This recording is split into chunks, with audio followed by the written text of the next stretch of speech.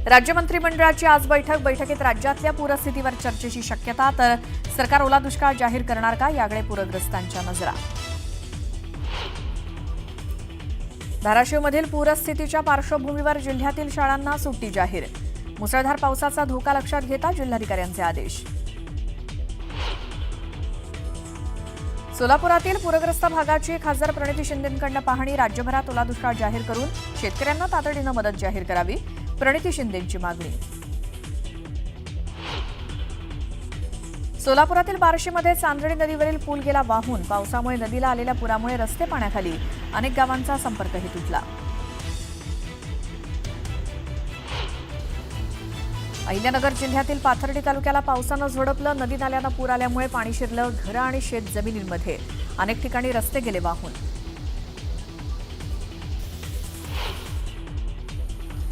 जळगाव जिल्ह्यातील हातनूर धरणाचे 10 दरवाजे उघडले। धरणातून 44,000 क्युसेक्नं पाण्याचा विसर्ग। धरण परिसरातील ग्रामस्थांना सतर्कतेच्या सूचना।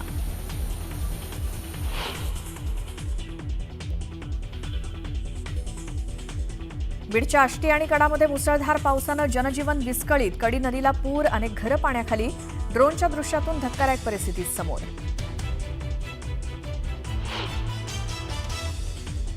मुंब्रा रेल्वे स्थानकाला मुंब्रा देवी नाव देण्याच्या मागणीला जोर। अज्ञाताकडून मुंब्रा रेल्वे स्थानकावरती मुंब्रा देवीचा बोर्ड लावल्याचं समोर।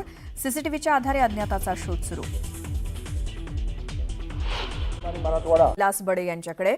विलास, तुम्ही आत्ता ज्या ठिकाणी आहात तिथे कधीपासनं हे पाणी साचलेलं आहे, कितवा दिवस आहे आणि तुम्हाला समोर आत्ता नेमकं काय दिसतंय?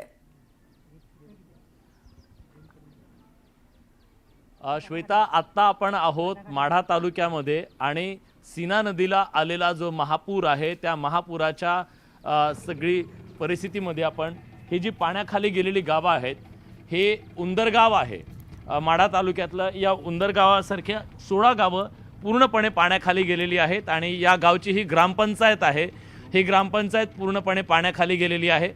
गावातली अनेक घरं, जवळपास पहिला जी छोटी घरं असतात ती पूर्णपणे पाण्याखाली गेलेली आहेत। अनेक घरांचा पहिला मजला पाण्याखाली गेलेला आहे। आत्ता जिथून ही बोट चालतीये ती बोट रस्त्यावर, हे गावातले रस्ते आहेत खरं तर, आणि या रस्त्यावरती ही बोट चालतीये। ही आजूबाजूची ही घरं बघा, या घरांमध्ये पाणी आलेलं आहे। छोटी छोटी धान्याचे कोठे आहेत त्यासुद्धा पाण्याखाली गेलेले आहेत। अनेक लोकांनी वर छतावरती आसरा घेतलेला आहे, तो तुम्हाला दिसत असेल। गावातलं मंदिर पाण्याखाली गेलेलं आहे। तालीम गावातली पाण्याखाली गेलेली आहे। हा दर्गा पाण्याखाली गेलेला आहे आणि हे मंदिर सुद्धा इकडं पाण्याखाली गेलेलं आहे। आपल्यासोबत या रेस्क्यू ऑपरेशनमध्ये स्थानिक आमदार सुद्धा आहेत, आपण त्यांच्याशी बोलूया। ही परिस्थिती बिकट बनत चाललेली आहे, पाणी वाढत चाललेलं आहे, भयानक परिस्थिती। किती पाणी आहे? आता 1,45,000 क्युसेक्सनं पाणी येतंय आणि सकाळी 6:30चं ते पाणी 12 पर्यंत इथं पोहोचणार आहे। आणि आत्ताची परिस्थिती अशी आहे की अजून त्या ठिकाणी वर पाऊस झाला आहे नगर जिल्ह्यामध्ये आणि बीड जिल्ह्यामध्ये, त्याचं पाणी अजून वाढतंय आणि ते पाणी वाढ व्हायला लागलंय। ते पाणी वाढ होत असल्यामुळं खऱ्या अर्थानं खूप मोठा धोका आता निर्माण झाला आहे आणि याच्यामध्ये लोकांचे संसार उद्ध्वस्त झालेत। आता एक किराणा दुकान बघतोय, ह्या दुकानातलं परिस्थिती जर बघितली, त्याचा माल सगळा 10-12 लाख रुपयाचा सगळा त्या ठिकाणी अडचणीत आला असेल। आणि मग अशा परिस्थितीमध्ये आज हे साईडला ऊस बघता आपण, पूर्ण ऊस पाण्यामध्ये आहे आणि मग अशा शेतकऱ्याला त्या ठिकाणी दिलासा देणं। आणि आता 1000 ते 1200 लोक आमच्या आज 5 ते 6 गावामध्ये अडकलेले आहेत, ज्या लोकांना त्या ठिकाणी मदतीची आवश्यकता आहे। एनडीआरएफची टीम आता काम करते आहे, परंतु एनडीआरएफच्या टीमला त्या ठिकाणी 4 ते 5च बोटी आज काम करतायत। ही आता व्हाईट आर्मी कोल्हापूरची आलेली आहे, पुण्याची टीम आली आहे, परंतु 1000-1200 लोक काढणं खूप जिकिरीचं आहे। त्यासाठी एअरलिफ्ट मिलिटरी त्या ठिकाणी द्यावं लागणार आहे, कारण आज आत्ताच एक घटना बघितली आपण, एक गरोदर महिला त्या ठिकाणी सोबत त्या ठिकाणी काढण्याचं काम होतंय। आणि अशा परिस्थितीत लोकांचे संसार उघड्यावर पडलेत, त्यांना मदत करणं तातडीची गरज आहे। आपल्यासोबत या रेस्क्यू ऑपरेशनमध्ये सातत्यानं सहभागी होणारे काय जवान आहेत। कोल्हापूरच्या महापुरात सुद्धा तुम्ही अशा प्रकारे मदत कार्य केलं होतं, आज काय परिस्थिती दिसते तुम्हाला? किती लोकांना तुम्ही रेस्क्यू केलं? आत्तापर्यंत आम्ही आत्ता सुरुवात केलेली आहे। पहिले एक 7 ते 8 लोक आता रेस्क्यू केलेले आहेत, परत आम्ही आत जात आहोत। आमची टीम कोल्हापूरची आहे व्हाईट आर्मी. बरं आम्ही 1999 पासून रेस्क्यूचं काम करतो आहे. बरं. तर हे रेस्क्यू ऑपरेशन अथकपणे इथं सुरू आहे. महिला असतील, वृद्ध नागरिक असतील, त्यांना प्राधान्यानं आधी रेस्क्यू केलं जातं आहे आणि त्यानंतर मग या गावामध्ये अडकलेले जे लोक आहेत त्यांना सुरक्षित स्थळी हलवण्याचं कामसुद्धा युद्धपातळीवर सुरू आहे. अनेक जनावरंसुद्धा या पुरामध्ये वाहून गेलेली आहेत. त्याचबरोबर आता या पूर ओसरल्याच्या नंतरची जी परिस्थिती निर्माण होईल त्या परिस्थितीमध्ये या नागरिकांना मदत हे नंतर आहे, पण आता लोकांचे प्राण वाचवणं याला प्राधान्यक्रम दिलं जातं आहे. आणि न्यूज 18 लोकमतवरती या पूर्ण महापुराचं जे कव्हरेज आहे ते आपण बघतोय. आणि परिस्थिती जसं सीना नदीमध्ये पाणी वरून सीना कोळेगाव प्रकल्पातून वाढवलं जातं, जवळपास 1.5 लाख क्युसेक इतके पाणी सध्या सोडलं गेलेलं आहे. हे पाणी इथपर्यंत पोहोचायला वेळ लागेल आणि जेव्हा ते पाणी इथे येईल तेव्हा आणखी काही गावं पाण्याखाली जाण्याची भीती व्यक्त केली जाते आणि नागरिकांना त्यांच्या जेवणाची व्यवस्था, सुरक्षित ठिकाणी त्यांना राहण्याची व्यवस्था जी आहे ते करण्यामध्ये प्रशासन सध्या गुंतलेलं आहे. आणि हे सगळं रेस्क्यू ऑपरेशन इथं अव्याहतपणे सुरू आहे. श्वेता. बिलकुल विलास, ही सगळी दृश्य तुमच्या माध्यमातून आपण बघतोय आणि सगळी माहिती घेतोय ग्राउंड रिपोर्ट किंवा ग्राउंड झिरोवरनं.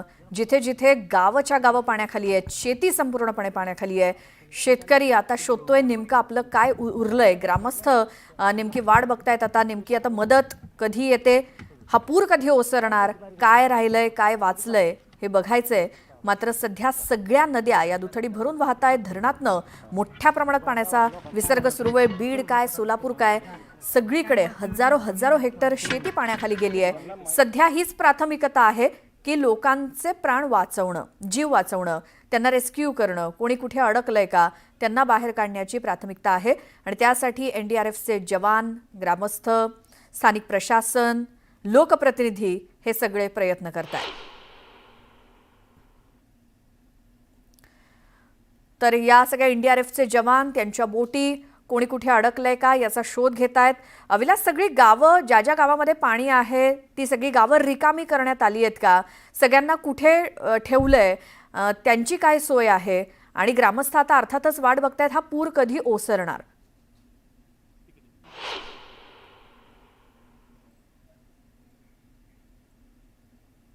विलास, आवाज येतोय? सोलापूर मधल्या माढा आलेल्या पुराच्या नंतर ही जी परिस्थिती निर्माण झाली आहे ती आपण बघतोय. माढा तालुक्यामध्ये वाहणारी ही सीना नदी जी आहे त्या नदीच्या पात्रामध्ये जी गावं आहेत 16 गावं, त्या 16 गावांमध्ये हे रेस्क्यू ऑपरेशन सध्या सुरू आहे. काही लोकांना, विशेषतः महिला आणि जे वृद्ध नागरिक आहेत त्यांना प्राधान्य दिलं जात आहे.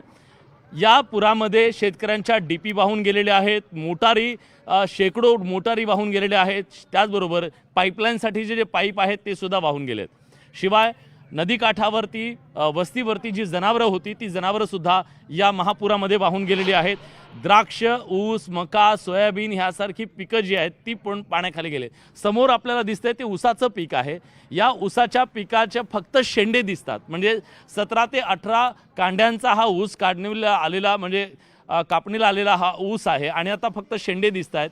याचा अर्थ आपल्याला लक्षात येऊ शकतो की हे कमीत कमी 15 फूटपर्यंत पाणी मध्ये तर आहे, त्याची खोली आहे आणि हे पात्र जवळपास 1 किलोमीटरपर्यंत गेलेलं आहे. 1 किलोमीटर पात्र, अर्धा किलोमीटर इकडे आणि अर्धा किलोमीटर इकडे, अशा प्रकारे हे पात्र विस्तारलेलं आहे.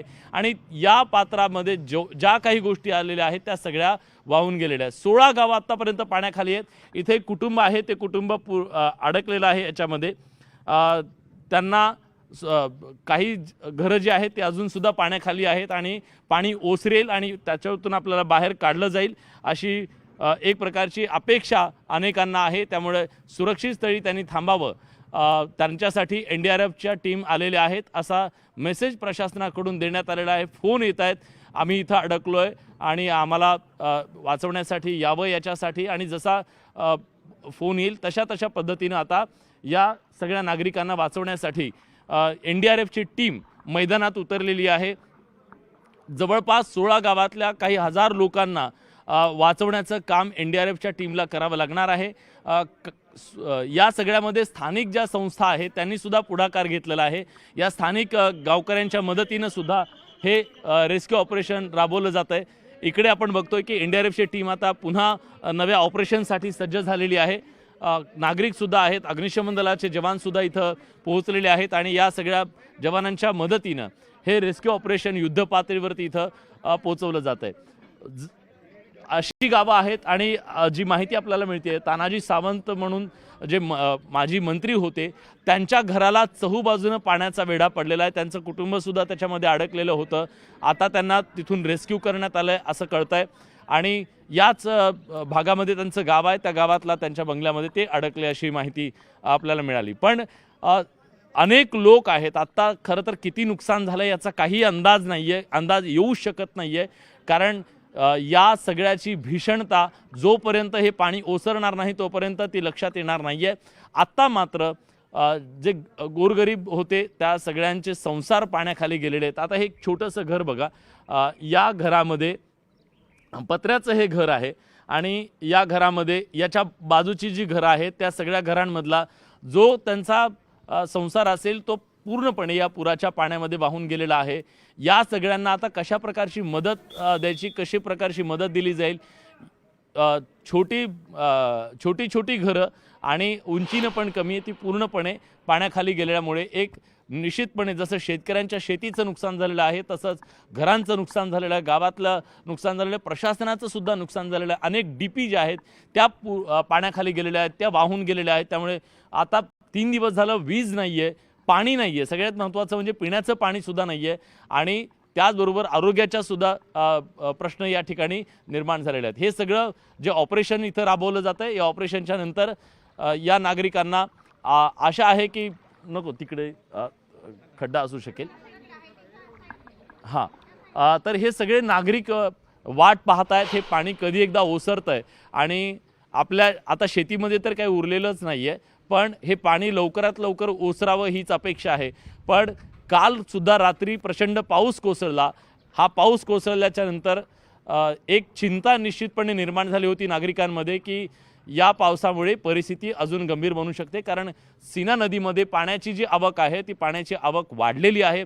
जवळपास 1.5 लाख क्युसेक इतकं पाणी या नदीमध्ये येतं आहे. खरं तर नदीचं पात्र फार पुढे एक छोटंसं पात्र आहे, पण आता ज्या पात्राची क्षमताच 20-25 हजार क्युसेक इतकं पाणी वाहून नेण्याची आहे त्या पात्रात 1.5 लाख क्युसेक इतकं पाणी सध्या वाहत आहे. त्यामुळे या पूर परिस्थितीमध्ये अधिक गांभीर्यानं परिस्थिती बदलू शकते आणि आणखी काही गावं पाण्याखाली जाऊ शकतात अशी भीती व्यक्त केली जाते. कारण रात्री जेव्हा पाऊस पडला त्यानंतर सीना कोळेगाव या धरणातून पाणी सोडण्यात आलेलं आहे. ते पाणी इथपर्यंत पोहोचायला 5 ते 6 तास लागतील आणि मग हे पाणी अजून वाढू शकेल अशा प्रकारची भीती प्रशासनाकडून व्यक्त केली जाते. प्रशासन सज्ज आहे. अग्निशमन दल असेल, स्थानिक इथली यंत्रणा असेल, यांच्या माध्यमातून नागरिकांचे जीव वाचवणं याला सध्या प्राधान्य दिलं जातं आहे आणि त्यानंतर मग शेतीचं नुकसान आणि शेतकऱ्यांना मदत हा नंतरचा मुद्दा आहे. पण ज्यांचे प्राण वाचले त्यांना प्राण वाचले याचं समाधान आहे, पण आपल्या जनावरांचे जीव वाचवू शकलो नाही याची वेदना आणि दुःख मात्र इथं आहे. हे ते सीना कोळेगाव, ही ती सीना नदी आहे जिथं एकदा आम्हाला वर्षातनं पाणी द्या अशा प्रकारची मागणी करणारं हे गाव आहे. प्यायला तरी उन्हाळ्यामध्ये पाणी द्या याच्यासाठी आंदोलनं करणारं हे गाव आहे, त्याच्यासाठी संघर्ष करणारं गाव आहे. पण त्या सीना कोळेगावमधून आता एवढं पाणी सोडलेलं आहे की गावची गाव पाण्याखाली गेलेलं आहे. त्यामुळे जेव्हा दुष्काळामध्ये या सीना कोळेगावच्या पाण्याचा आम्हाला उपयोग होत नाही आणि आज मात्र सीना कोळेगाव धरणातून सोडलेल्या पाण्यातनं आमचं आयुष्य उद्ध्वस्त झालं अशा प्रकारची भावना ही व्यक्त केली जाते. नागरिक मात्र या आता पिण्याचं पाणी, चाऱ्याचा प्रश्न, अनेक प्रश्नांचा सामना करत आहेत. कुलविलास, ही सगळी ग्राउंड झिरोवरनं ही दृश्य आपल्या प्रेक्षकांना आपण दाखवतोय. अर्थात सरकारपर्यंत सुद्धा ही दृश्य पोहोचल्यानंतर नेमकी ही शेतकऱ्यांना मदत कधी मिळणार, ओला दुष्काळ जाहीर होणार का, हे सगळे अनेक प्रश्न आहेत. आज कॅबिनेट सुद्धा आहे, त्यामुळे हा मुद्दा कॅबिनेटमध्ये सुद्धा चर्चेला जाईल अशी शक्यता आहे.